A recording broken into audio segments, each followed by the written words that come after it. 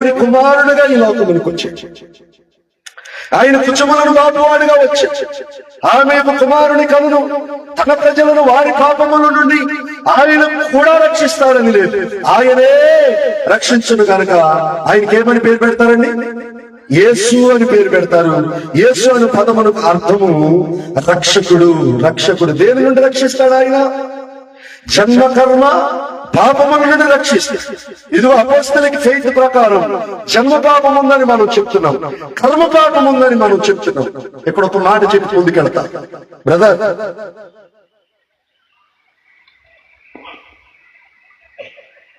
పిడి సుందరరావు గారు జన్మ పాపాన్ని నమ్మరు, జన్మ పాపాన్ని నమ్మరు. బైబిల్ ఏమని చెప్తుందంటే రోమపత్రిక 5:12 ప్రకారం ఒక మనుష్యుని ద్వారా పాపము ద్వారా మరణము లోకములోనికి ప్రవేశించిందంటే మనిషి జన్మతః పాపి, నెక్స్ట్ కర్మతః పాపి. అంటే జన్మ కర్మ పాపముల నుండి విడిపించడానికి జన్మ పాపము లేని వాడు కావాలి కాబట్టి యేసయ్య కన్యకు పుట్టాడు. చప్పట్లు కొట్టి దేవుని నామాన్ని మహిమపరచండి. హల్లెలూయా. కాబట్టి నేను మస్టన్సుడిగా మీకు చెప్తున్నాను, జన్మ కర్మ పాపముల నుండి యేసయ్య రక్షిస్తాడు కనుకనే ఆయనకేమని పేరు పెట్టారండి? రక్షకుడు అని పేరు పెట్టారు.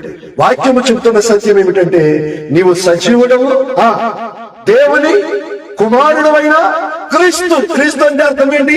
అభిషక్తుడు. అభిషక్తుడు అంటే ఒక పని కొరకు నిర్ణయించబడిన వాడు. ఆయన ఏ పని కొరకు ఈ లోకానికి వచ్చాడంటే నశించిన దానిని వెదకి రక్షించడానికి, అగ్నిగుండమును తప్పించడానికి, పరలోకమును ఇవ్వడానికి, నిత్య